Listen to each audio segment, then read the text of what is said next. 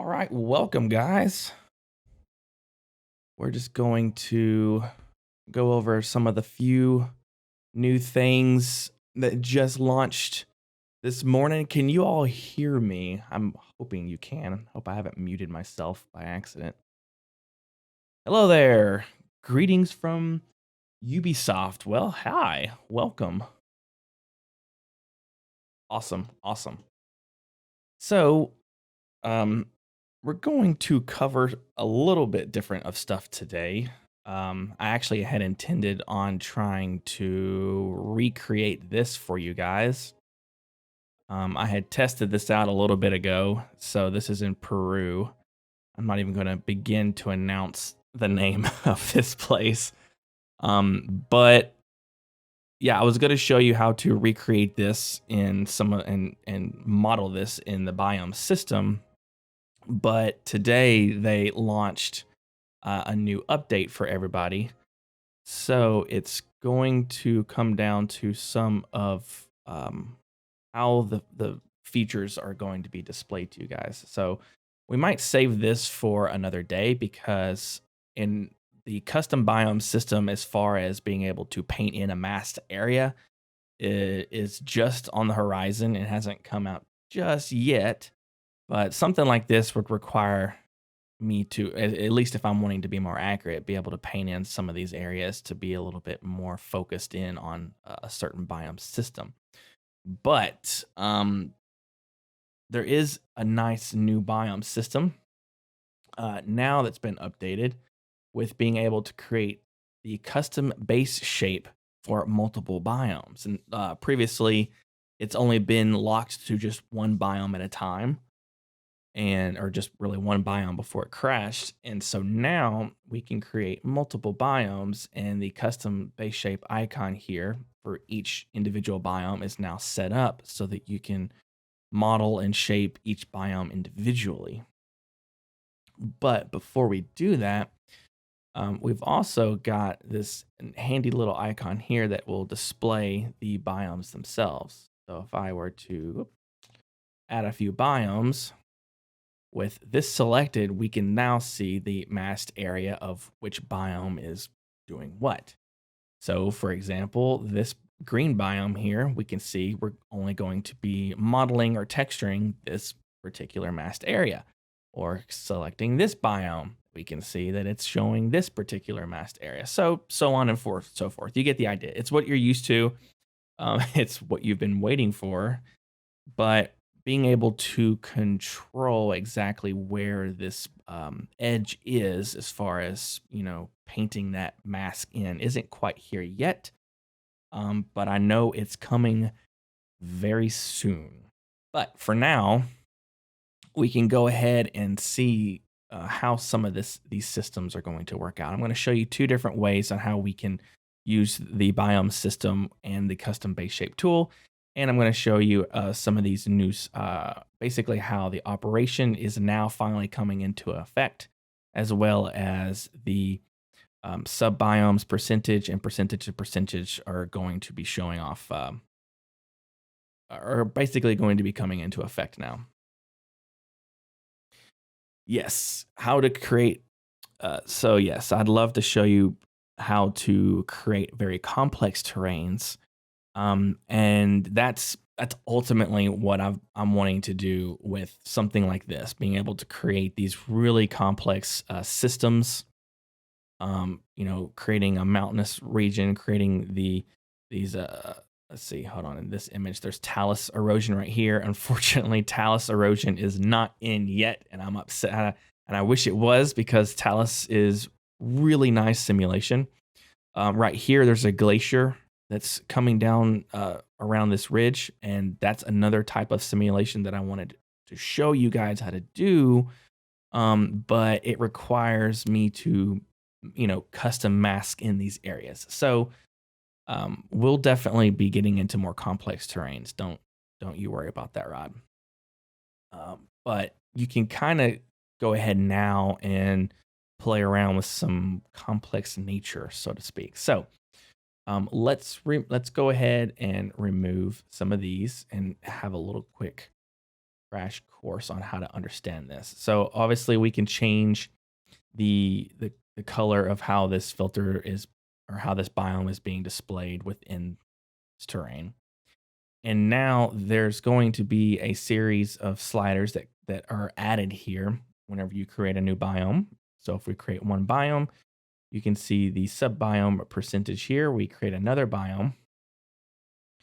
And hold on, there we go. Have to refresh it. So now we have got two subbiomes and a percentage value for the first biome, which these will be renamed later on to show you exactly which biome they are attached to, especially whenever you select these biomes and you can be able to rename them. But if you select the parent biome, you're able to now control the percentage of how much of the subbiomes are affecting the main biome. And that's easily seen mainly whenever you go into this mode. So let's change these colors a little bit so that we can easily see them. There we go. So blue, red, and a odd green color. So obviously you can see red for this biome and this green puke color for this biome. And you can control if I were to reduce this subbiomes percentage. So this subbiome percentage is like a global setting for both of these together. And when you reduce that, it's actually going to start revealing some of the parent uh, biome, which is the blue biome. So now you don't see any blue on this terrain because both the two child biomes are technically overriding the parent biome in this case. This is just a default um, masking that is part of the system right now, and we're going to change that in just a little bit. But that's where these operations come in. So you can have overwrite, none, and add. And we're going to talk about those in just a second. So going back to the parent biome, if we reduce the subbiomes percentage, we can start seeing that the parent biome is starting to come back in a little bit more. We can remove a smaller amount with this value here. What is the definition of a biome? Well, in r- realism terms, a biome is basically a different type of environment altogether. So, a tundra is a biome. A deciduous forest is a biome. A desert is a biome. The Himalayas is a biome. So technically, ecological terms, a biome is describing different types of environments, different types of landscapes. From, the Sahara Desert is a different biome from Iceland's. Iceland probably has a number of different biomes on it. America has several different biomes. A tropical forest is a type of biome, and and the Sahara Desert is a type of biome. So that's the world realism term of a biome. But in this case, it goes in World Creator or in games or 3D. It goes beyond that. It can basically think of a biome in this case in World Creator 3. Instead of it saying biome, just think of that as mask. So you don't have to say that this biome is a tropical biome and this section here is a desert biome. You can just call these masks if you want, and you'll be able to rename these anyway. So I wouldn't think of them as biomes or masks. They're kind of both. But that's the general ideas.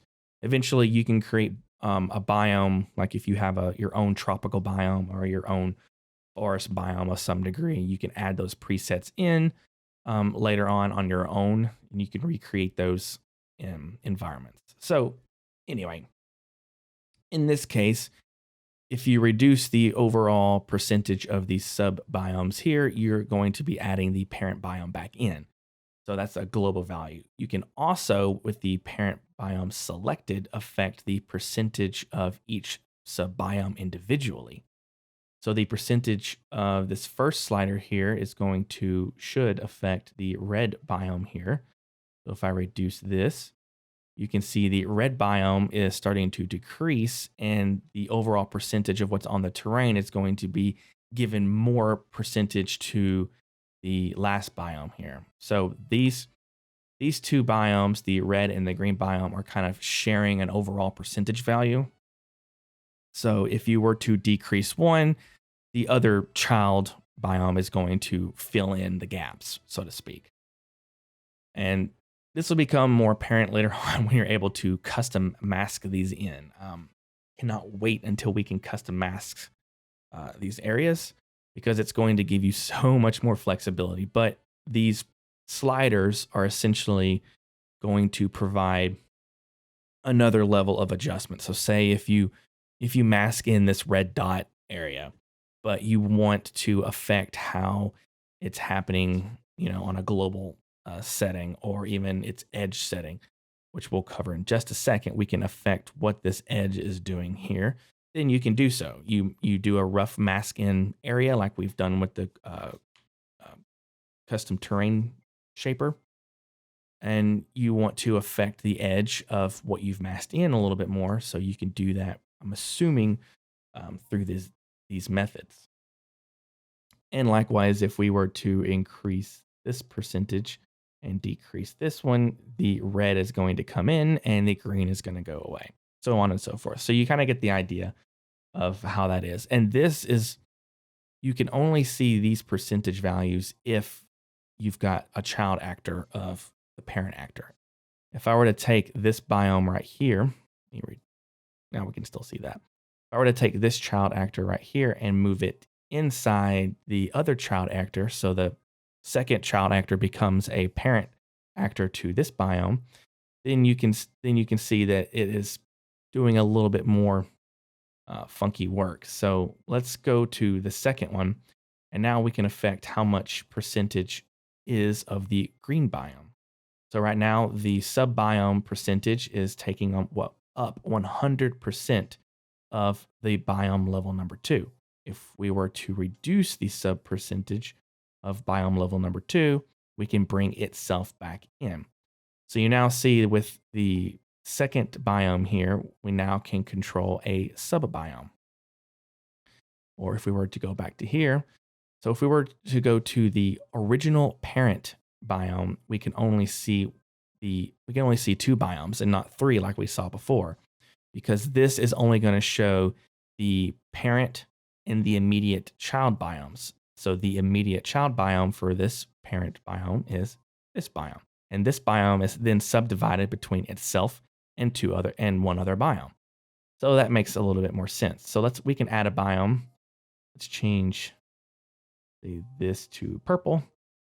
And now we've got a child biome of the original biome that's now desegregated even further. Again, the parent biome is only going to show these 2 biomes, and the child biome is then segregated into 3 different pieces. You get the idea. So you can essentially just add biomes on top of biomes, masks on top of masks, and eventually you'll be able to custom mask each one of these sub biomes, so to speak, individually by painting them in. So this is a really cool way to basically add different filters, different textures to different areas of the terrain. Really cool. All right, got some coffee there. Now, so let's just remove this one real quick. And let's put this one back here so we can explain a few other things. Okay. So I hope that's all making sense to you guys. I only just had this morning to play around and figure this out. So I'm rolling with the punches. And so I hope my translation is making sense and I'm not going too fast. So if you have any questions about what I've already talked about or any questions period at all, I'd be happy to answer them. All right, so moving on, I mentioned before that you can affect how this edge is basically blended between this part of the biome and this biome over here. And that's all done based on this blend range slider here. So we can affect the blend range slider of the red biome. And this blend range slider here is going to affect the green biome. So right now they're set at 50-50. So right in the middle of percentage. So this line here is probably the 50 line. And this line here is probably the 51 line. So that's how sharp of a transition there is. So right in the middle, think of where the base location is for this green biome is always going to be right here. So if you were to paint this in, whatever the edge boundary of your mask is the finite boundary. And so if we were to take the slider and move this slider up, then it's going to affect, I believe it's going to go outward. If we were to take this slider here and move it down, it's going to move inward and basically feather those effects. So let's go ahead and do that now. Let's go ahead and take this little dot here and move it outward. And there you can see it's taking, remember, it's remembering exactly where that 50-50 line is. And it's going from 50-50 and just fading it out into this biome.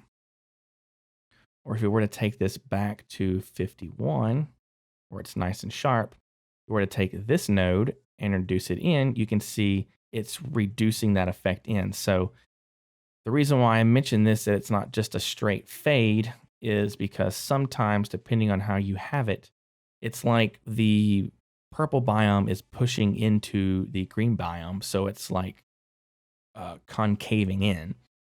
But whenever you increase its size, it's basically ballooning out. So it's widening its effect. So that's one thing to keep in mind on how it fades. So it could be a nice balance between these two where you fade both effects up and down, and you get a much more subtle transition. Same thing if we were to affect the blend range at the top level, or for the red one, you can see it's blending in there. And it should blend in with the other one as well. So this, well, we're moving the entire slider here. You can see I'm basically affecting all of that.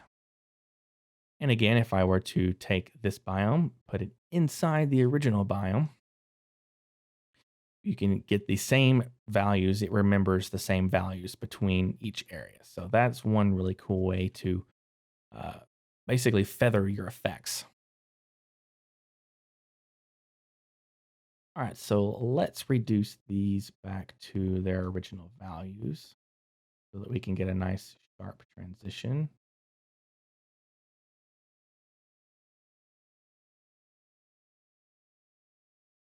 Daisy. All right, close enough. So the other thing is to keep in mind, especially right now, right? This masking of biomes is all procedural. So you don't have, again, you don't have any direction on where this stuff goes yet until custom masking takes effect. But we can now affect where they're technically located by adjusting this biome seed.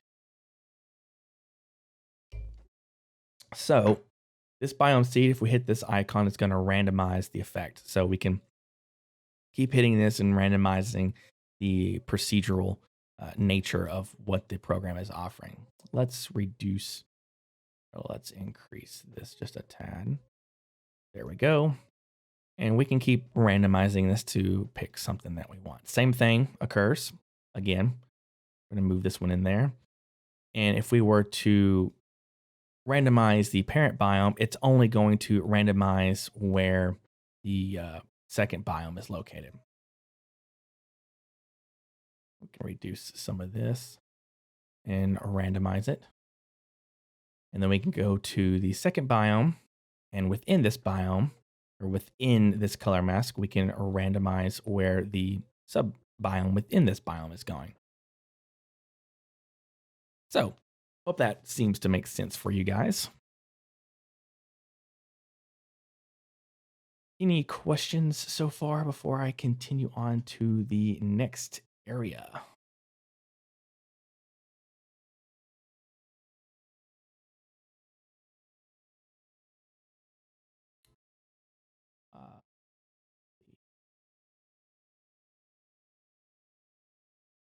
There we go.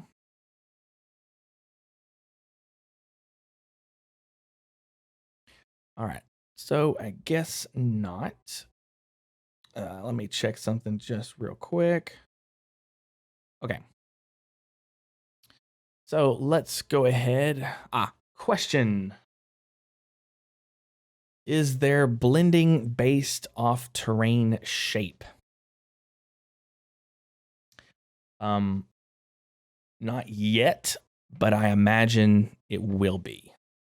They've got a whole laundry list of different blending methods, and um, so I'm sure I'm sure that's going to be in there someplace.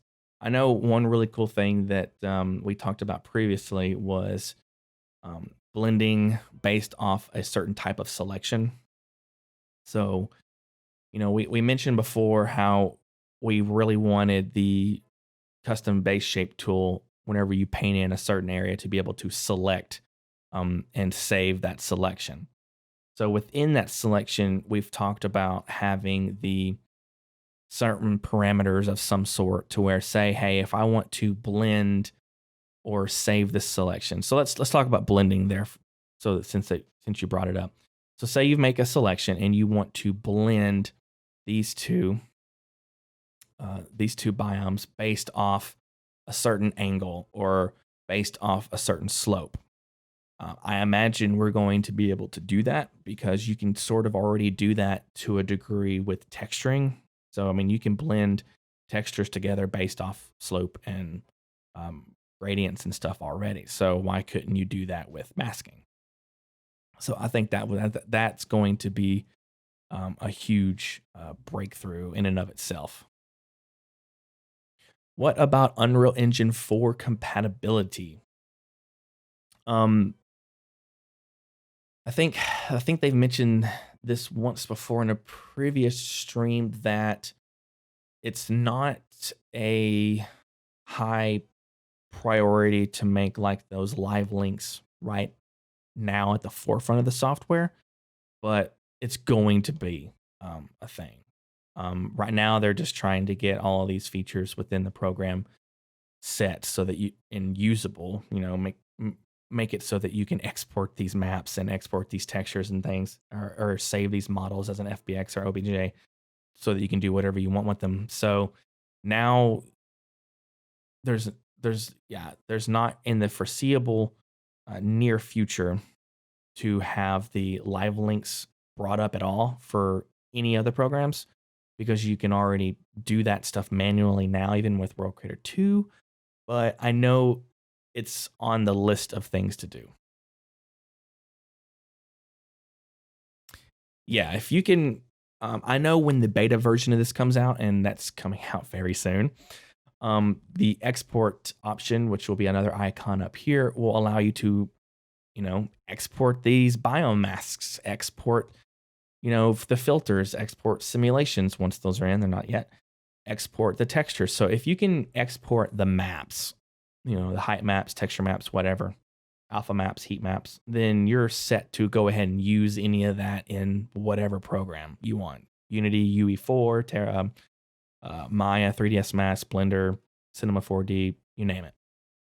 So you're able to do that now, just not like a direct link. I'm going to be working with them to try and set up a an automatic landscape material for World Creator within Unreal Engine 4. So I'm gonna try and help them set that up so that you can go ahead and plop everything. Once you click the button, everything just comes in. Or if you were to do it manually, I'm gonna try and make a landscape auto material for you guys to use with your masking and with your texturings, even now manually. So that's kind of in the forefront of figuring out, because getting some of this stuff to translate over there is still a manual process, but it's going to happen. So cross your fingers that it happens sooner rather than later. But yes, it's going to be a thing. All right, so let's see, where were we? Lost train of thought. Oh yeah.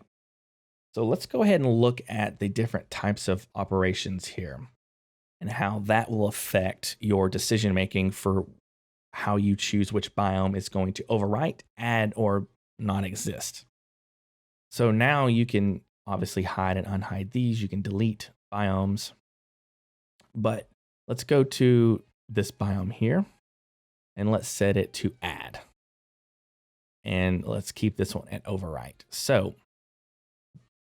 how this is going to happen, so since we've set this biome here to be an operation of add, wherever it is at, it's going to add obviously on top of whatever the parent biome is going to be.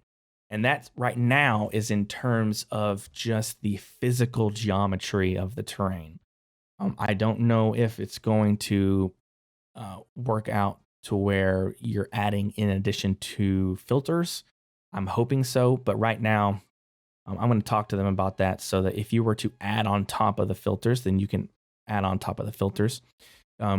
We'll test out this inherit filters, which should, if I were to select this operation to add and then select inherit filters, then it should inherit the filters of the immediate parent biome.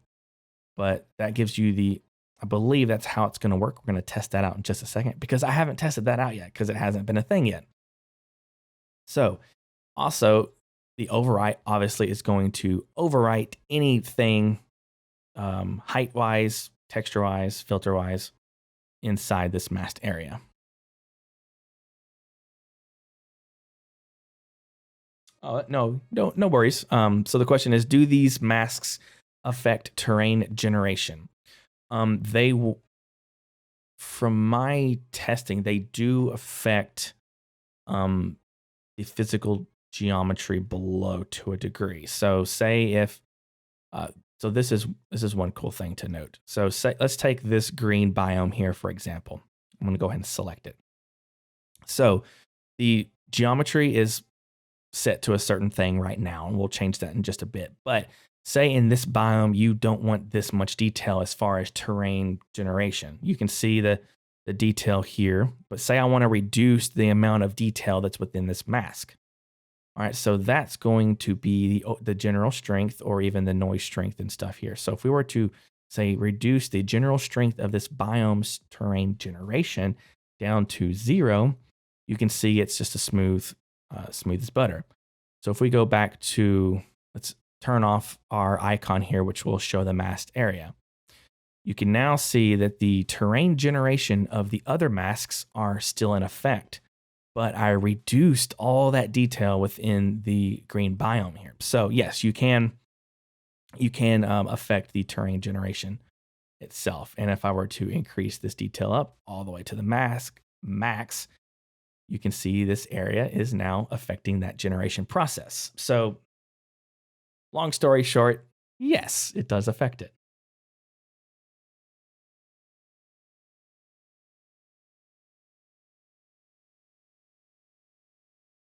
Okay, so Delighted Perspective says you export a height map from World Creator and apply it to the landscape object in Unreal Engine. Then I imagine once it's there, you can sculpt it as you normally would. Yes, if you were to export this height map and bring it into the landscape tools in Unreal Engine, once it's classified as a landscape in Unreal Engine, you can use Unreal Engine's landscape tools to sculpt, shape however you want. That's perfectly fine. You can bring in, this is actually a really interesting back and forth workflow that we kind of want to work out in some way with scripting. But say you export a height map from World Creator, and then you go into Unreal Engine and you say, hey, okay, I love Unreal Engine's spline features, or I like this alpha map that this mask that I stamped on there, all these different stamps of mountains and stuff. So I like these stamps. You can then, in Unreal Engine, export a height map of that, bring that into World Creator, and then apply filters on, or textures, retexture, refilter on top of the height map that you exported from Unreal Engine, and then re-import that back. So that's the unfortunate process of the manual process, but it comes to play with, it'd be really nice if that live link worked in a two-way street. Of course, every time Unreal Engine updates their software, then the script has to be updated. So that's one reason why they're not trying to focus on any live link type stuff at the moment, is because it's just a lot of extra work for the forefront of the program, but it will come. All right, let's see what you say here. Oh, good interactions. I'd love those operations to work for the filters as well, because then you could also see biomes as separate height maps with their very exclusive filters that you could add together via the operations. Would be even less destructive and less handmade masking would be needed. Yeah, that's a really good point.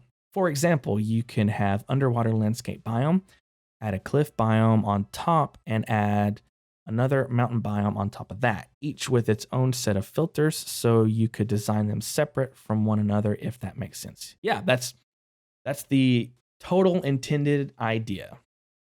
One thing that is going to happen is, which I kind of do that now in World Creator 2, but this is a little bit more advanced in World Creator 3. Well, the idea is going to be more advanced. Is, say you create one whole terrain and you figure out what an underwater landscape biome would be. So you've created an entire project that's just that underwater landscape biome that you mentioned. You save that as a preset, and then you're able to go into a different project and use that preset to sculpt, to paint in wherever you want that biome to be. And that biome will affect all of those filters, will affect, will be different height maps if you want. Yes, what you've described there is exactly the idea that they're going to be doing. Yes, there's going to be presets. So let's go to the custom base shape here, for example. Let's just flatten this. Let's go ahead and click on each custom base shape icon here and flatten each one so that I can further explain what we've already kind of talked about once before. So say you have this selection right here, for example, and this selection is whatever. And this selection is based off a mountain that you've created, or let's take that underwater biome that he mentioned, for example. So say this selection is an underwater biome that you've made in a project that has other stuff. But you want to save this selection, or save all of the textures and filters and those type decisions that were made within this selection. You can then save that as a preset, and you can call that preset underwater biome. And then once you, again, in the custom base shape here, or when imagine there's going to be some more masking whenever we do the masking options. I think they're going to have like another box be for painting in biomes. So say you paint in a biome somewhere on a new terrain, and then you say, hey, I want to apply a list of presets for this particular biome, and you choose that biome that you made in another program, or in that biome that you made in another project, or this project.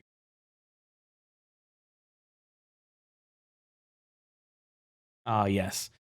That is a really good point. It'd be really nice if we had like a tab system up here between projects.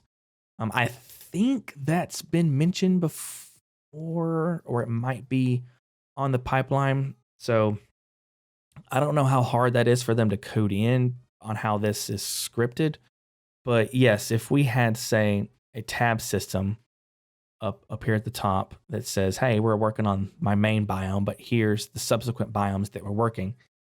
And then it'd be nice if, say, we have a tab up here that's a different project for a desert biome. We make the desert biome adjustment, and then we resave that preset on top of the old preset that you've saved. Go back to your main project, and that it'll give you like a notification. Hey, this preset's been affected. Do you want to go ahead and implement that? Like a little warning notification that tells you that that preset's been adjusted in some way. You can say yes or no, or say you want to keep your current settings. So if you click yes, you want to update it, then it'll update your main project with that preset's updated values. That would be really nice to be able to do, for sure. And I'll definitely make sure that is in their book of things to do. There are many things to do. Yeah. Being able to nest biomes from other source files is the idea. So you'll have, they're going to be working on a library like a new type of preset window that is able to show off what each preset's going to do before you apply it. So there will be like a little window that says, hey, if you apply this preset to whatever you have selected, it'll show you a window of what it's going to look like before you fully commit to it. I'm not exactly sure what that's going to look like. I'm not involved with the coding portion of the team. I just help them out in translating exactly what to do. There we go. Okay, so back to the custom base shape. So you saw that I've enabled custom base shape for each one of these biomes. Let's go ahead and do that. So now what's cool is, so let's go ahead and reduce the size of this guy. One thing that I really like about this being able to have a custom base shape per biome is that you can have different subdivisions per biome if you want, which is really handy. And I'm going to showcase that, how we can utilize this in just a little bit. But when you get that out of the way, when you decide to say, I have the parent biome here selected, you can see the custom base shape is being selected. So for the parent biome, the larger biome, it's nice that this be the larger detail, like something like this type of subdivision so you can affect everything on a grand scale. However, if this biome and this biome, as you can see, the operation is set to overwrite, that means that when I go to paint in on the parent biome, not much is going to happen in either of these two biomes, because the other two biomes, the child biomes in this case, are going to overwrite whatever I basically sculpt in this case. Now, if this was set to add and this was set to add, then the parent biome should, when I make this selection, be able to affect, you can see, the entire terrain. But if I were to take this green biome here, which I remember the general strength is set super high, but that's okay. If I were to set this operation back to overwrite, then you can see that when I go back to custom base shape and I want to go this direction, that it's only going to affect the red child biome and the parent biome respectively.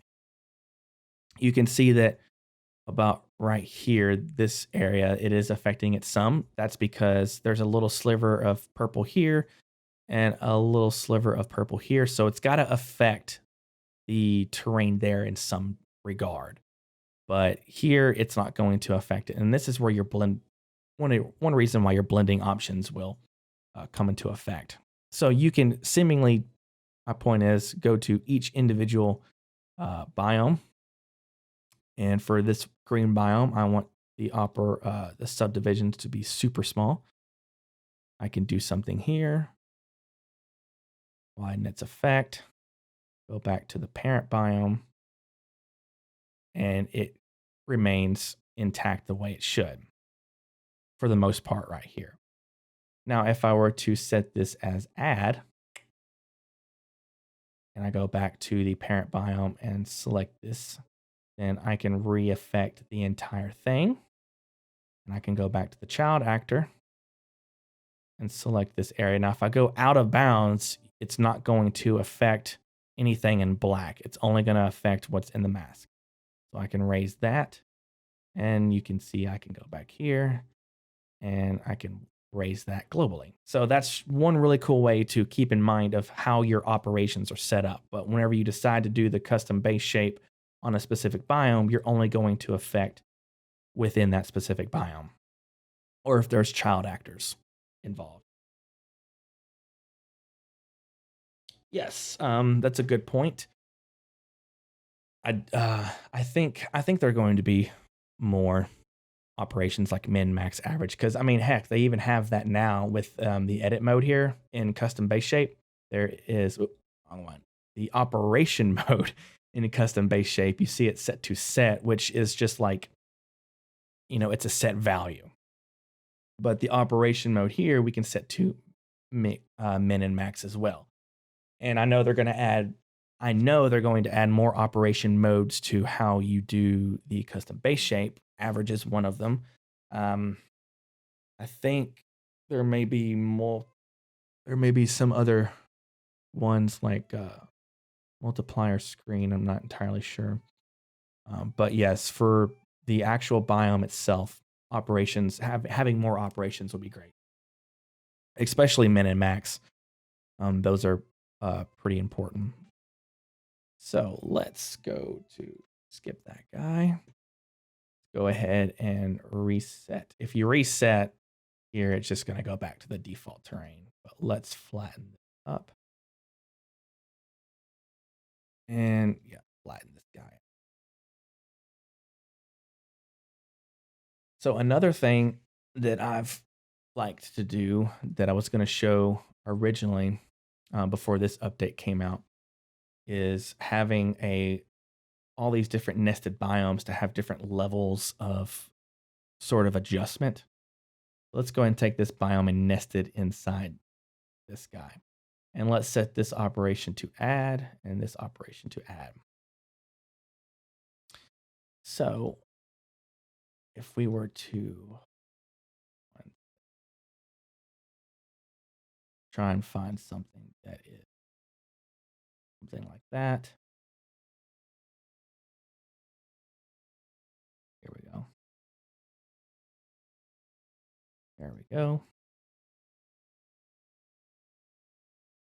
Now, well, this isn't going to work out the way I had intended because now we have these masked areas. If you didn't have these masked areas, you can have different levels of adjustment for one biome. So say, oh, hold on, it might be in regards. Say add the biomes 100.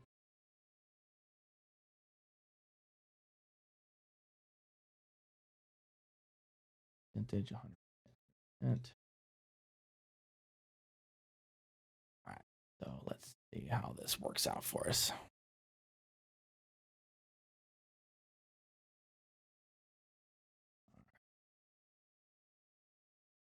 So that is something to consider. All right, so let's flatten this real quick.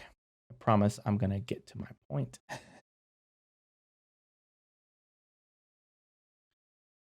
All right, actually, yeah, let's roll with this. All right, so even though no blue is showing in here, since it's the parent and the other two child actors are set to add, I can adjust the main height here any way I want. So let's go ahead and do that. Let's widen this area here. And lower it a bit.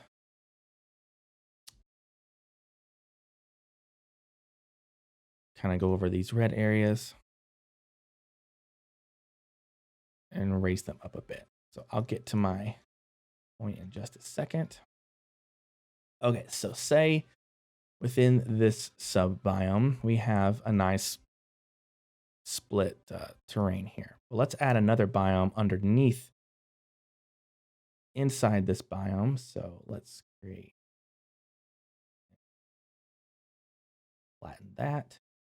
Let's go to this one, create another biome for that one. Select this to add and create custom base shape and flatten. All right, so now with everything flattened, we should be back to the general terrain that we had originally. So one thing that I could rename these in is like this second. So the first biome here, the main parent biome will be, like I said, the large scale detail that we want to adjust. Well, let's say this biome is our cliff biome, or for example, and we want all the textures and filters to apply to this biome. But we're okay with having a broad subdivision like this. So for this second biome, which it doesn't show it here just yet, we can subdivide even further. So using this second biome, even though it's showing how, let's see, the percentage, there we go. Sub percentage. All right, so this biome now, here we go. This is exactly what I wanted to show. So with the second biome, you see everything is pink and not red. If I were to reduce the subbiome percentage, then it'll add some of the red back, which is the second biome. But that's not what I want to do. I want to say the subbiome for this full biome is having the effect. So this biome is the large detail in this particular mask that we can adjust. We can do all sorts of different things. Go along this edge, raise up. Say we want to set the edit mode to align. We want to align it to this. Make some sort of cliff edge here. We just keep aligning.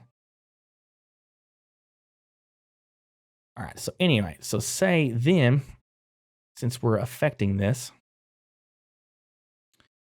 and we have it however we want with the large details, say, okay, we want to come back in and I want to just touch up this corner here a little bit. So that's what this second child actor is basically what I would like to call as an adjustment layer. So I think it would be really cool if we can have an actual adjustment layer instead of setting a new type of biome. So this biome, we don't have to worry about filters or textures for this biome. I'm just adding this extra sub-child biome just for the extra level of detail here. So I can adjust this any way I want to add some cuts in the terrain. So these cuts can just be where I'm imagining erosion is going to happen.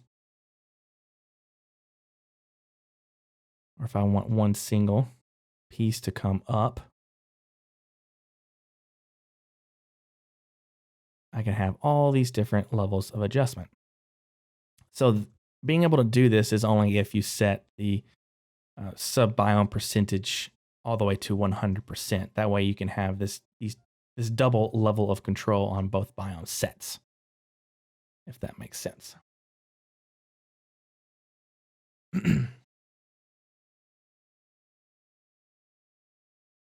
Yeah, so this is pretty similar to how you would imagine doing the areas in World Creator 2 now, but this is way easier. You're here. There's no. Let me go here. In World Creator 2, in order to do this sculpting based on height maps, you have to worry about what level step that height map is affecting the main terrain. In this case, that's not the case. We can quite literally affect the base geometry. This is exactly what you want. You want to be able to do this level of adjustment. You know, being able to come in and do all sorts of these things. See, I have this selection. I'm now going to just add this piece. I want to widen this area. Maybe this area. So there's all sorts of things you can do. Yeah, this is actually a really good method for making mountains. So let's go to, and these different levels, like you don't have to do these things. You could simply go to have this many subdivisions and hold down control and scroll on the mouse wheel to add a larger selection area. And then raise or lower based on a feathered amount. So you can do that. But doing that, you can see how smooth let me get this off. You can see how smooth this transition is whenever you have that many subdivisions. But when you do it based on a wide amount, hold on, let me lower my size. This is consuming the entire, there we go. When you have just this many levels and you do the same operation, then the blending is a lot more broad and it's not so sharp as it would. So the more subdivisions you have, the wider the detail is going to be spread out. So that's one reason why you would want to have this large scale editing and that small scale editing. I'm telling you, it's pretty amazing. So I know you can't wait for this, but I'm I don't want to give it away yet, but you don't have to wait too long.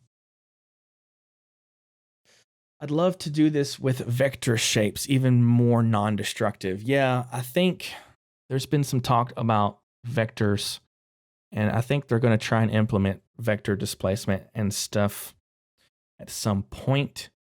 But I think it's going to come down to with when you're talking about vectors I don't know exactly how they're going to do it, but it may be like like after you get your general shaping, because this is all height map based. So it's the only direction you can go is in the Z direction, up and down. So once you kind of get the general shape of the terrain that you're after, then you can, I guess, affect it with vector displacement after the fact. I'm not entirely sure how they're going to go about this. Google Cocoa Head Mountain. This is what I'll be using this new feature for sure. Okay, so let's Google Cocoa Head Mountain.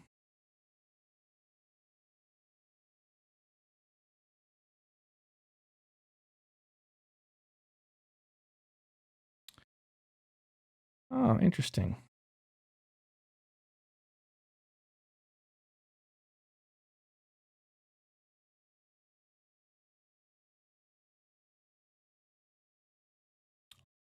Wow, this is really cool. Yeah, you can basically with this loop with the second biome or even the parent biome here, just do one selection right here, raise it a little bit, do another selection halfway, raise it a little bit, and one final selection right here, raise it to get that kind of curve. And then use the second or third biome to kind of start creating your cuts into the terrain. This is one of the things that is really hard to do in World Creator 2. I showcased how to do this on the Intro to World Creator 2 series that I've been developing all this year on how to do these striations with the height map area mask sculpting. But it's, like we said, it's not quite as intuitive and straightforward as this. This is really direct. You can get really direct results from doing it this way. So that's one really cool way we can go about doing this.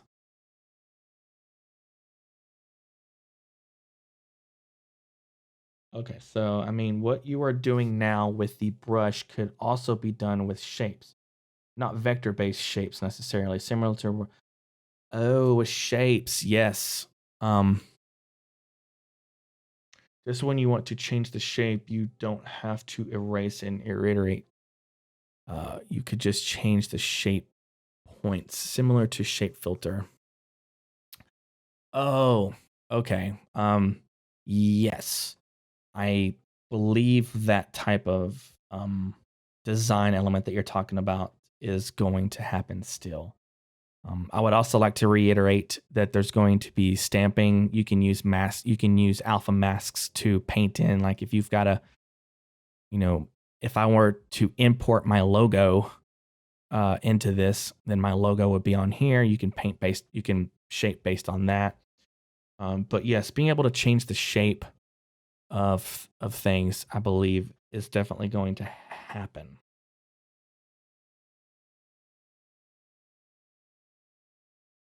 Yeah, shapes are really good. I know the shape filter that you're used to in World Creator 2 is still going to be in here. So like instead of having, I would imagine that type of involvement here in World Creator 3 I don't think that's going to be a filter.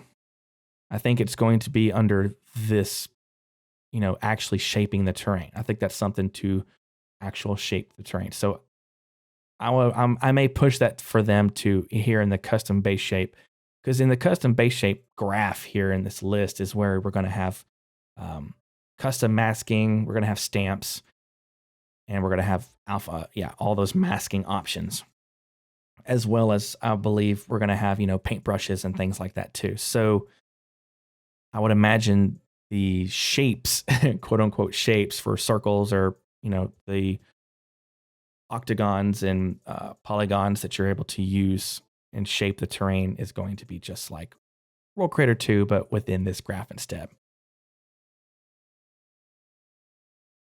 Yeah, different modes, and I think that's what it's going to be. So just like let's see where. I'm not entirely sure where they had that, but let's say how edit mode is in a list here, and these subdivisions are on these tabs. I think they've talked about having a tab system right here. So under custom base shape, I know there is going to be a tab system to go between the different modes of adjustment. I still think what you see here, these subdivisions and this selection process is still going to be there as a base value. But say you want to go, okay, I want to plop in a mask of something, that'll be on a different tab, and that'll affect the terrain in addition to the custom base shape. Or maybe it has its own operation. Maybe it's an addition or overwrite operation as well.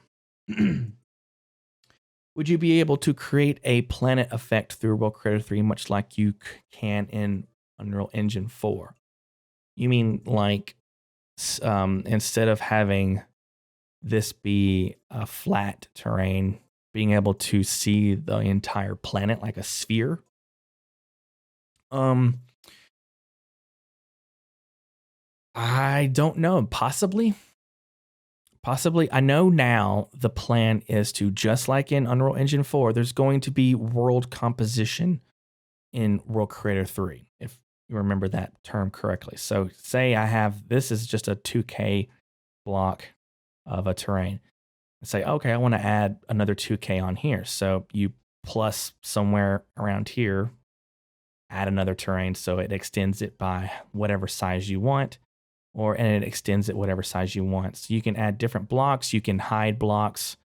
If you want to just work on this block, you can just work on this block. If you want to work on just the next block, you can just work on the next block.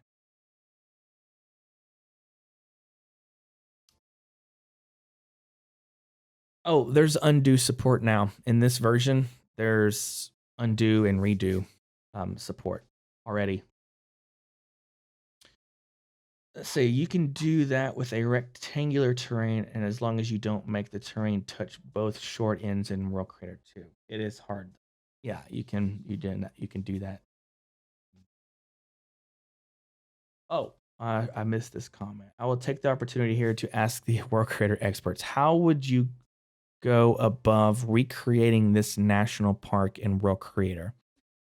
I thought about creating the stone pillars manually and just having a terrain as a base, but I am not sure if this will be the best way to go about it. Here's the name of the region.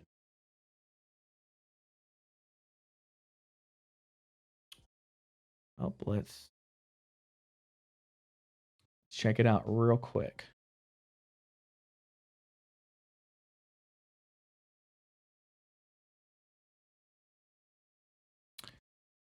Oh my word. Talk about a this is so these type things. There it is. So stone pillars are awesome. What I would do personally about this is, because okay, so we can kind of do that to a degree. Say if I want to, let's see, what's this?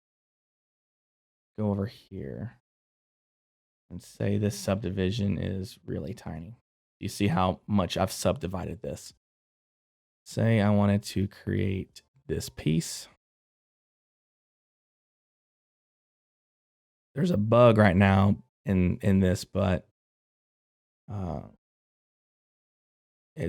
you can kind of see it. They know about this graphic bug. You can see how I've risen the terrain quite significantly. But they know about this bug, so this will display eventually. I'm trying to really showcase this. So once they fix this rendering bug, you'll be able to, well, my mouse is hiding it, but it's really spiky right here. You'll be able to flatten that out. So say there's we might be able to do that now. So we've still got that selection.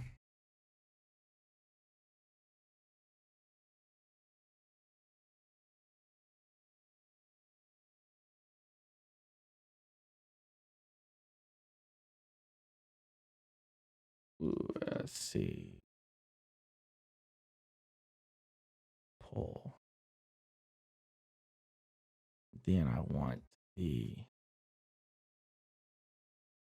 to align there.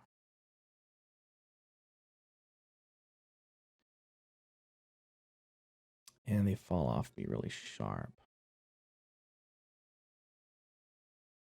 Really tough. But anyway, you get the idea. So this is kind of one way you could do it, but that's not how I would do it. What I would do realistically, because this geometry is so specific, plus you have all these overhangs, what I would do is create the base terrain like wherever the most broad detail is down here below. I would create the terrain and its broad spectrum. And then it seems like these pieces could be later on, whenever they fix it, could be these vertical elements that you add mesh on top of or add textures on top of if we can figure it out. But typically, what they would do now, I would imagine, is they would model the main terrain, and these things here would be a separate mesh, like a separate model altogether that you've made in ZBrush or that you've modeled together in Blender or Maya or 3ds Mask, and you've brought that into whatever engine you're wanting to do. So that's ultimately what I would do, because even in Unreal Engine, if this piece here was a terrain, I'm not quite sure how the LODs of that will affect from a distance. Like if you were to, and even in Unreal, zoom out super far from this, this is just going to blur down to wherever most of the terrain is. Now, if it's a mesh itself, you can control the LODs of this particular model individually so that you can at least still see them from a distance. So that's what I would ultimately do.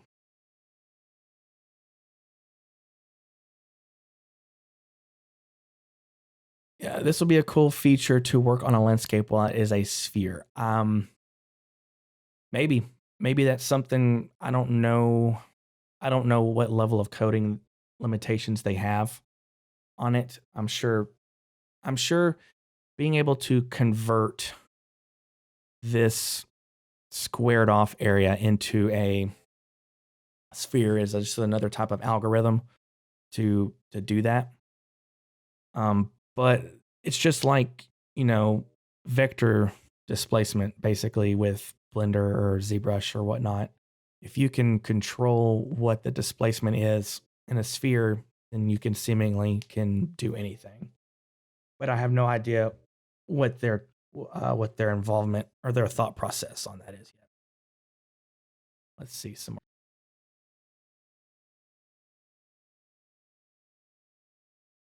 Ooh, you guys are chatty. I like it. Yeah, Ham, if you were talking about me doing that pier with a terrain, I think, yeah, that might be pretty hard to do. I would just keep those piers or those columns as meshes. Yeah.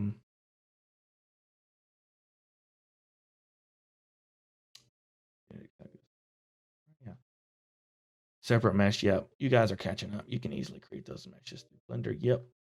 Yeah, it's a pain in the butt. Sounds like. I was just curious a little. I was just a little bit curious to see the way that I was about to approach this. Yeah. That's exactly how I would do. I would just create those columns in a separate as a separate mesh. Now you can do. Let me show this.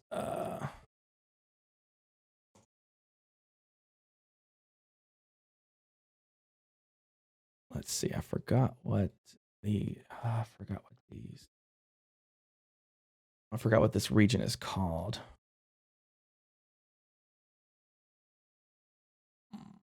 Dang it. There is a region in the desert where there's much larger columns column canyon or something like that.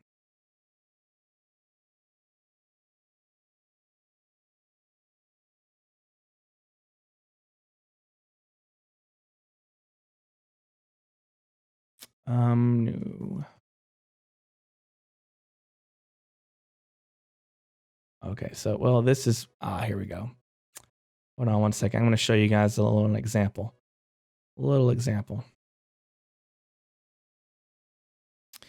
Now there is an area in the States. I can't remember what it's actually called. It's like column canyon, but stuff like this is still called a column in that particular desert.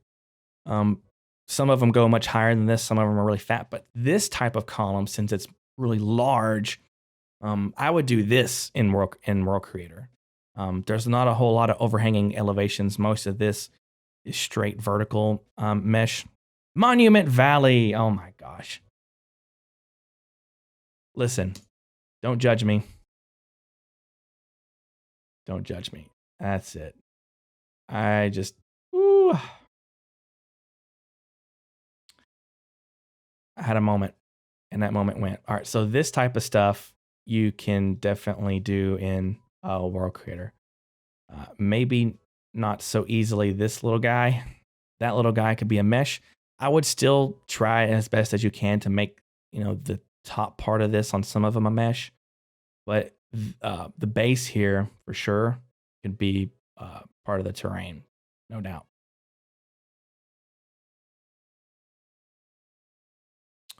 Judged. Coming back to biomes and operations, I'd love to be able to do something like this so that biomes can be handled separately, filters can be applied separately, but they can be combined together via operations. See what you got here. So this plus this plus this plus this. Oh, yes. Yes, this is still the intended method. So with operations, how this is set up, yes, I have no doubt that this will be the idea of more of the types of operations that they'll be coming to. Because like right now it's just set to add, but if you were to be able to set to max and min or average, I can see that being a thing. No doubt, it's coming. Hey, Halo Tracks, welcome. Yeah, I've never been to Monument Valley either, but I definitely plan to go someday.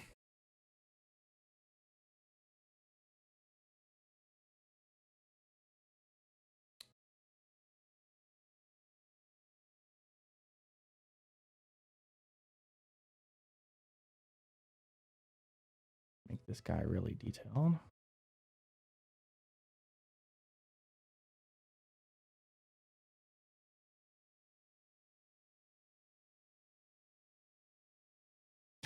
Been to Monument Valley, then went to Death Valley. Okay, so that image you showed is an example from World Machine, but no manual height-based or hand paint biome blending required. This would ensure, at least for me, easy art direction and non-destructiveness. Yes. The World Creator guys are definitely working on trying to bridge the gap between, those other softwares and making the whole goal of World Creator is to make it as usable, as user friendly as possible. I don't imagine them wanting to not add a feature that you don't want. So, very soon, very, very soon, the beta version of this is going to come out. And then every week, they're going to be adding new features like this, new operations, new texture design, new filters, whatever it is. And each week, all of those new additions I'll showcase here to try and feature some of that stuff for you guys. So let's try and quickly just do some more fun work here.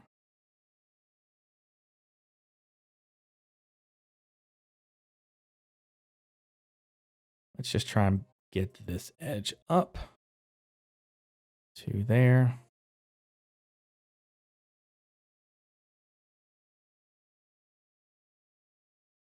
That's a bit of a weird guy. So we had mentioned mountains before. Let me add to this. Oops, wrong operation or wrong edit mode.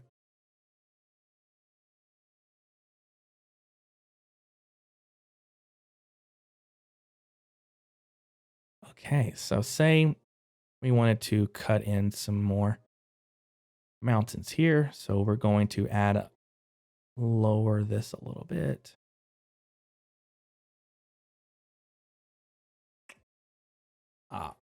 We are doing the wrong, there we go.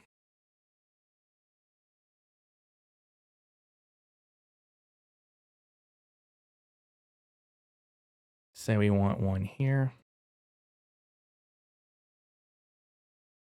So this is one really nice way to just sculpt. I'd spend all day with you guys doing this just fun sculpting stuff and talk all day. Maybe I'm recording this right now for YouTube purposes, but maybe some days we can just not record a session and just sculpt for fun and spend a whole lot more time. I don't want to go too far beyond 2 hours on a YouTube video because uploading, people don't like that apparently. These super long videos, but you get the idea. I can sculpt all day. So I think we'll have some more streams like this on, I think every Wednesday where I'm planning to showcase new features and new stuff. But I can stream on Mondays and Tuesdays as well. But I think on Mondays and Tuesdays, we'll not record it, but we'll just basically just capture this any way we want. So this is the type of stuff that I would love to do all day. Just sculpt, sculpt, sculpt. Maybe this needs to widen up and come up some.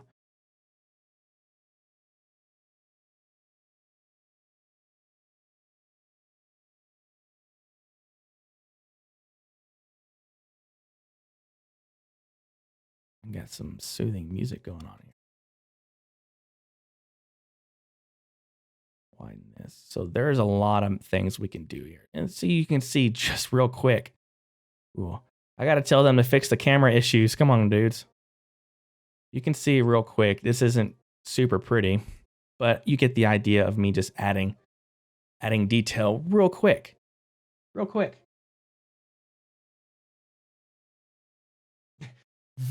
VFX has forever ruined how I look at terrains now. Let's see. Oh, you went to Monument Valley or Death Valley in November? The heat was mild, so yeah, those times of the year are really nice. Streamed sculpting race, very cool. Yeah, that's very easy. How fast is sculpting with terrain effects and filters? Let's add some. So I'm going to add the filters to this. Let's see about adding to the main biome here. Let's turn this off. Actually, let's add a filter here that's just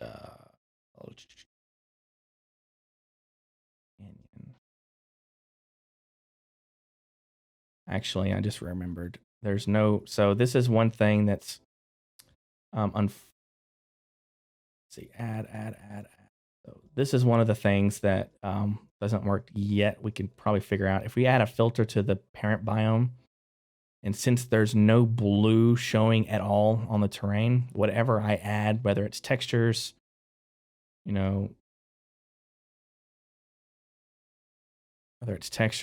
textures actually. Oh, never mind.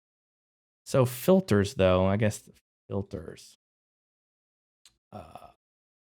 don't work with if it's not here yet. So there are some optimization things to happen. So let's go back to this filter here, or this biome here, add a filter, and let's add mountains. Actually, that is dang. This biome. Since this biome is the one that is showing all purple, I have to add the filters to this particular biome right now. This is one of the things I want them to be able to change, is to be able to adjust the types of. Actually, here is a good thing to test. Let's add mountains. Let's add erosion fluvial. And let's add, where's the ridged? Okay, so I added those filters to the red biome. Let's hide the pink biome. And you can see I've added those filters to the red area. So once I enable the pink biome, it removed that because there's no red in here. But since the operation is set to add, let's click on inherit filters. And look, it has inherited the filters. So that's how we do it. So let's go back to the main biome here. Add a filter. Let's add the canyon filter because I like the lower effects. And let's just say this biome here only inherits the filters of the blue. Let's see. There we go. So you have to do it under the lower operation. So you can see, you have to, all right, so since this filter here, oh no. All right, so inherits filters. So here in the main parent filter, we can reduce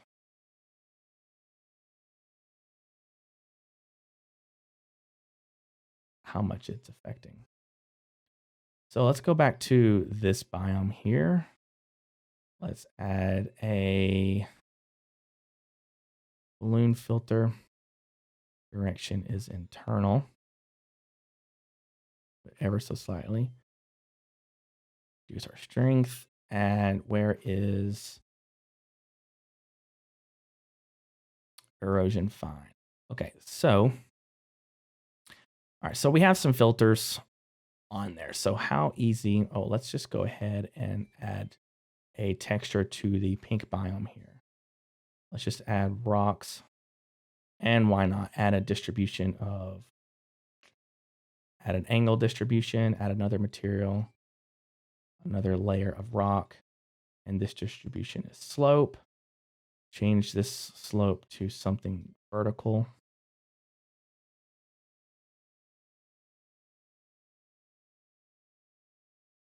There we go. Underneath. Let's see about changing this angle.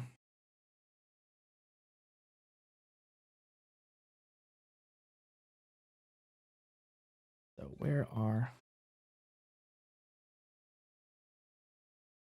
okay, so they inherit stuff.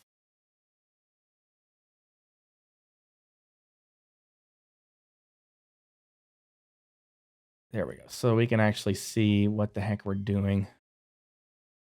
And let's add one more texture. Let's add a snow texture. Let's make sure it is, I like the height, but let's change cavity to convex. I haven't seen chat in just a second, but I will look at it again here in just a moment. Let's say it's really blocky, and let's change, let's add a whirly distribution under that to affect edge. Oh, wrong one. I don't like that one. I actually like distort much better. So distortion amount.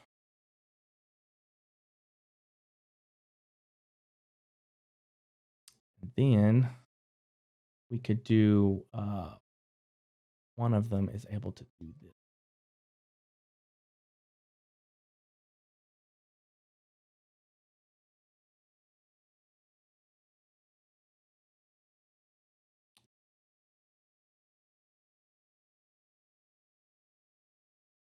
No, I've done this. I did this recently. I don't like that one.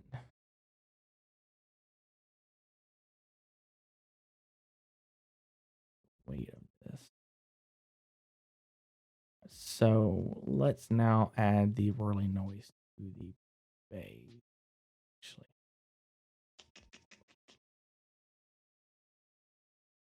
let's just do, all right, here we go. Slope. And then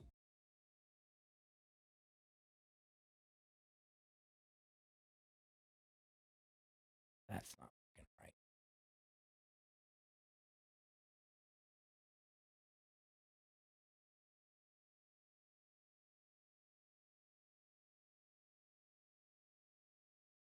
Distort it. Let's work with that. I know there is a, not that one. Where was that one that I used before? Noise offset. That's what it was.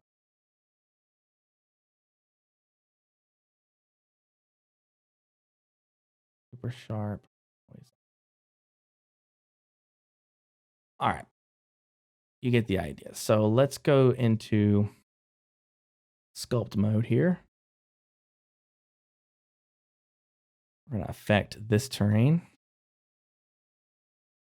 Let's actually do this one. Perfect. So this guy. Now let's say we want to cut in another piece here. That. And lowered. There we go. That fast.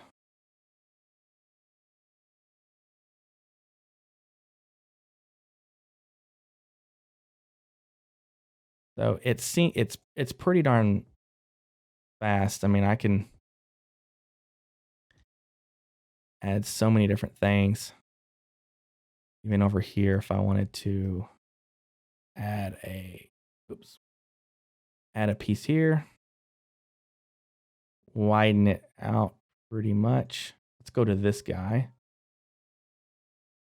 and choose just one broad piece. And I gotta lower my strength here. So we move up and just look at how fast that rolls. Here. And I can start cutting down. So this is one really cool thing. If you've got like yeah,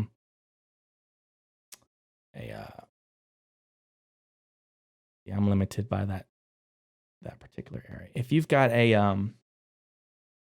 preset already established for where you like to do things, then you can seemingly just create endlessly. You can have your presets already established of different biomes,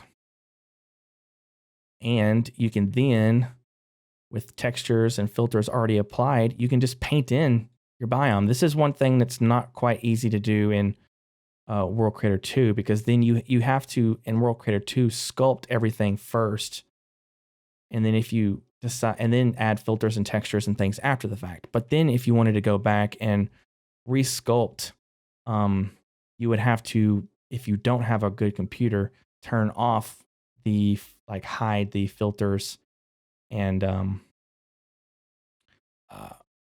textures to even sculpt. Otherwise, the machine just hates you. All right, I apologize. Let me see if I can catch up here. How fast you got that? Is it possible to get similar results without sculpting using only erosion filters? Yes, you can. You can. You just have to. The erosion filter isn't quite in there yet. Well, the main erosion filter. So let's see.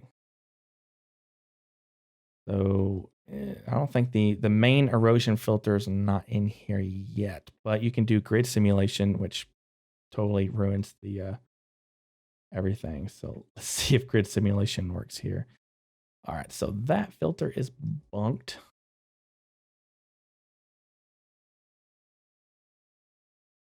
Yeah, we gotta fix that filter. Let's go back to here and add a filter of, so the main erosion filter isn't quite in here yet. Range erosion.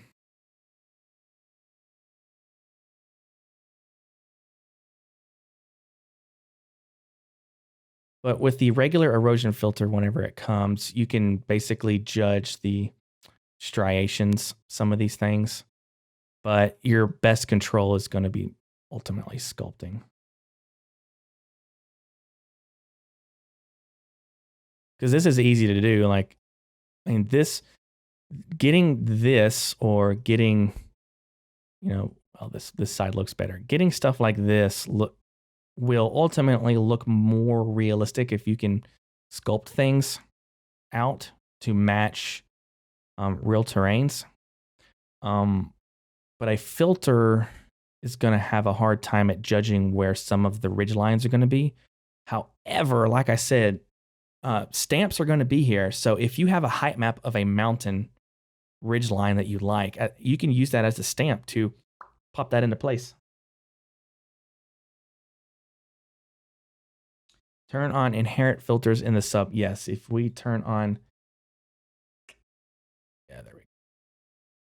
So in the sub biomes, if we turn on inherent filters, then it'll inherit the parent, all the filters from the previous biome or the parent biome. So in this case, we turn off inherent filters here and turn off here, then we have just a really flat area. Actually, it doesn't look half bad. Which area is this? So this biome has no filters. So if I were to do sediment complex here,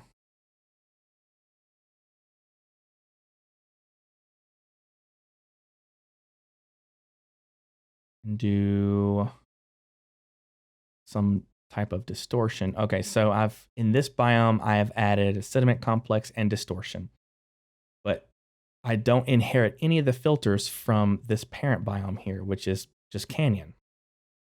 So if I wanted to, in this biome, inherit the filters, just inherit the filters of the parent biome, then it's ultimately going to add this filter. You can see it's really subtle. This filter, I think the sediment complex or distortion has actually roughed that up a lot. So no canyon for this biome only. Now in this biome, I don't think we have any filters here, which is still this. So let's go in here and draw something that comes across this area. Actually, let's do this. Let's draw something that would be a river down here and lower it. Let's do a really wide effect first. And under that same selection, do a really small thin line selection.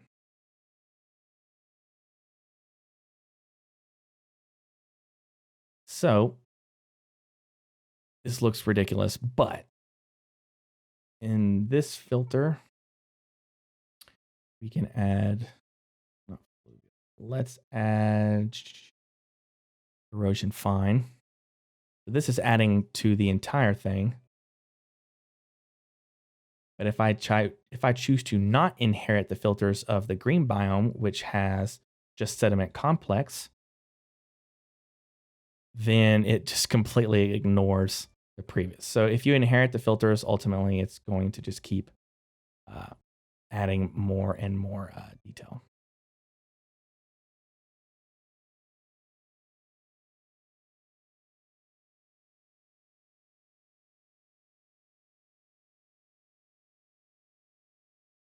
Interesting stuff. Let's see. Sounds cool.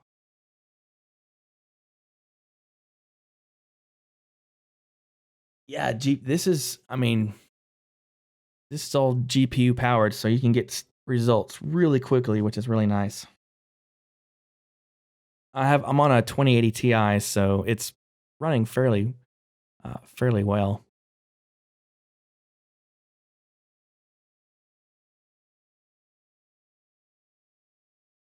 Let's try and flatten this out.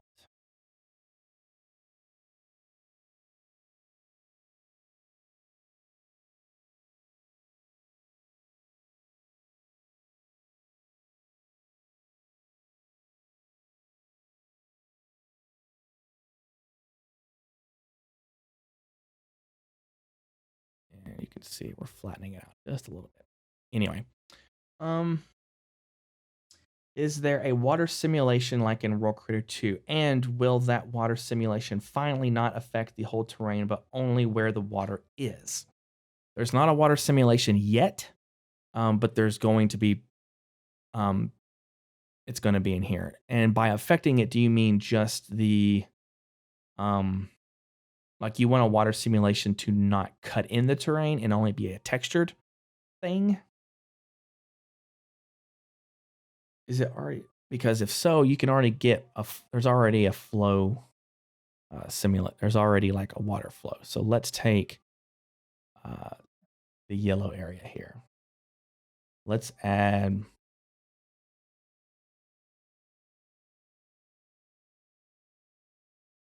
Let's just add some green.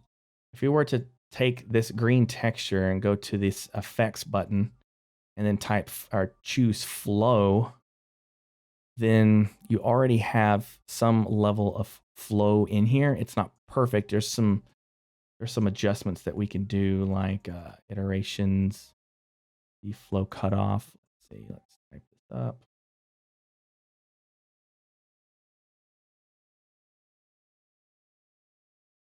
So stuff like this is still using flow to a degree.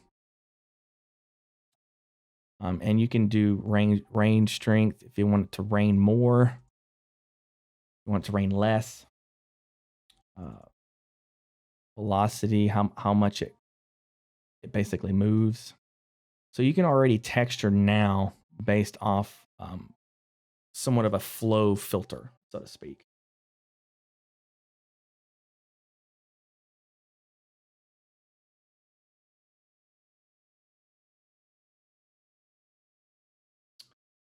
Is it already possible to extend this selection, i.e. press plus and have a selection line made wider?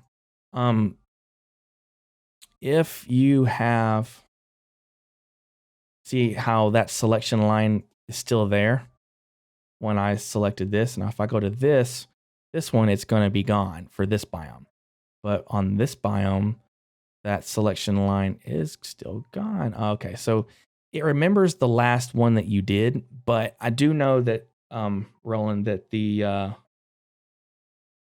selections, if I make this selection, I can save this selection. Not now, but you will be able to do it. So if I like this selection of a river, I eventually will be able to go over here and say, hey, save this current selection, name it whatever. So that each time I go to this biome, or even if I go to this biome, or wait, this biome here, and I liked this selection, I could reuse it. So I think right now you just lose the selection when you go to a biome that has a less number level of subdivisions. So it's lost there and it's lost back here. So if I were to select this, I don't know if this one doesn't have the same subdivisions. So it remembers the last one that you used on whatever subdivision and biome that you use, but you'll be able to do more. Yeah, if you run the water simulation in World Creator 2, it just flattens everything out a whole lot. So I wanted to get some specific erosion on a terrain, and when I run the water bucket, the whole terrain would smooth out and I lose filters.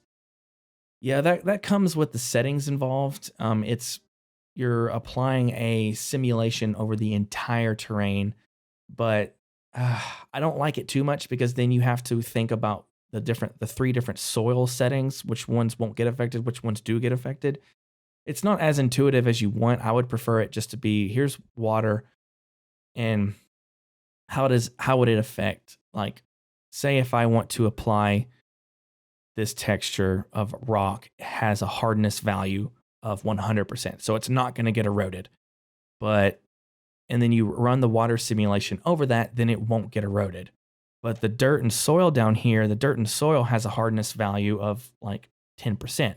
So when you run the water simulation or the flow, I would do it based on this flow simulation. So do you, yes or no, do you want it to affect the geometry of the terrain, or if you want it to just affect the textures? I think there's going to be some more levels of adjustment that you can choose in World Creator 3, but I don't have a concrete answer for you yet on that. Yeah, but making the river wider at the click of a button isn't possible. Think of the river itself as a brush and using the mouse wheel to make wider or smaller. I think Stefan has it on his list. Oh, yes. Yes, I think you can, if you have, whether that's a river tool or this selection here, and that's a river, and you go off and do something, but you have this selection saved, you can still, even now, change the wideness of this selection as I'm doing here by scrolling. But no, I see what you're saying. It'd be nice to, with this selected, have options over here to widen it without doing the scroll effect, possibly. Oh, now? Wizardry. Yeah, so let's go. We're about to run out of time, but say we want a river right here.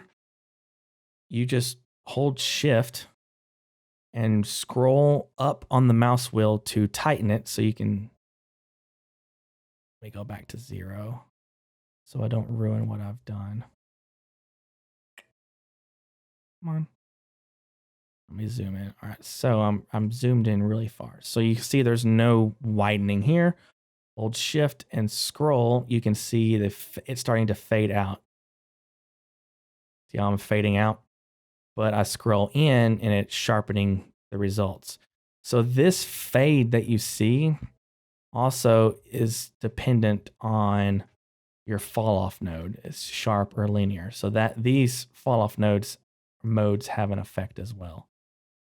So yeah, let's just, you can come here, hold control, add another river, hold control, add this in, hold control, add another river there, another little creek there,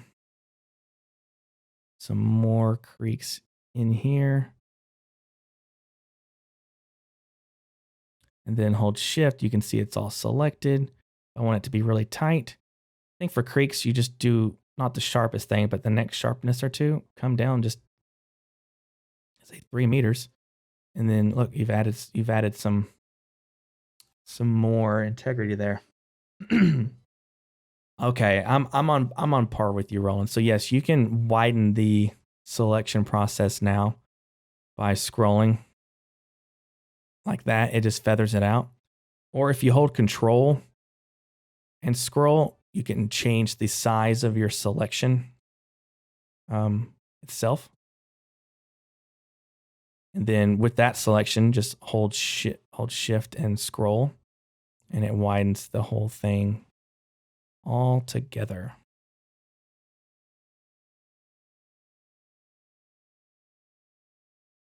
So that's essentially how that's done.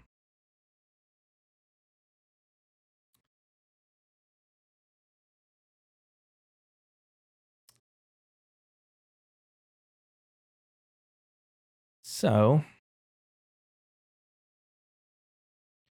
let's see, if I were to go ahead and, let's say, reduce this, add some blue back in there.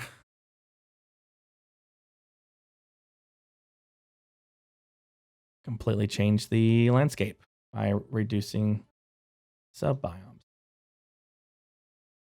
Let's do that here.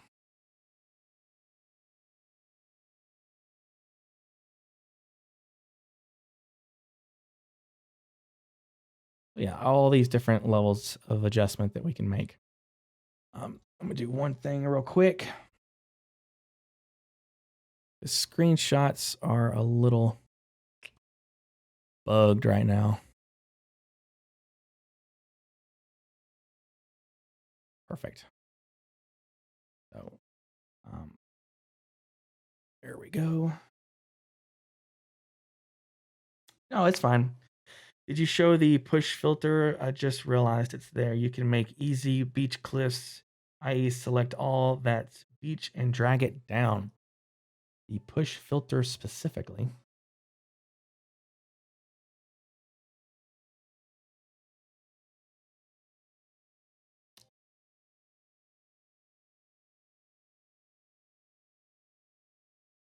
There's not a beach filter, but oh, well, you said filter. Yeah, if I were to push,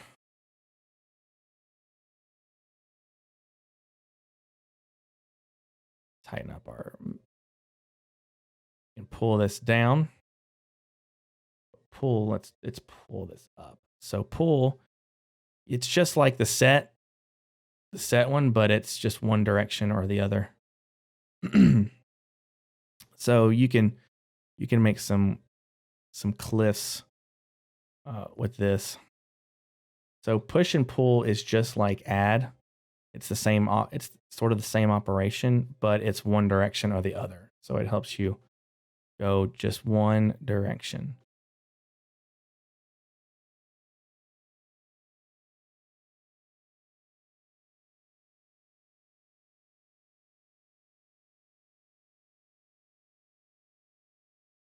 Pretty neat. Oh, you're fine. You're fine. So, yeah, I think, let's see, how long have we been going on for? Oh, an hour and 40 something minutes. I've been trying to keep these to an hour and a half, but you know, that's just been going on forever. So, go back here. So, I think I'm going to head out, but we're going to be back next week for some more updates. I may stream this both Tuesday and Wednesday for sure. So, I will run a rerun of this probably tomorrow on Twitch. Just click the little rerun button so that you guys can watch it again for anyone who missed it. And I will make sure that the 4K version of this is available to everyone later on YouTube, probably sometime early next week, and hopefully by Friday for Patreon users. So thank you guys. If there's no more immediate questions, then we will call that a day. But I will wait to see if you guys have any final questions. This has been pretty fun. This terrain doesn't look great yet because I can't wait until we can custom paint our masks in so I can make this transition look a little bit better. But yeah, thanks. Thank you guys for joining in. I'll be doing these weekly sessions for sure, and we can talk and have fun and make any terrain that we want. If there's a terrain that you guys would like me to just do on the fly and test out, then yeah, send those over on Discord and we will try and make it as fun as possible. All right. Thank you guys for watching, and we'll see you next week.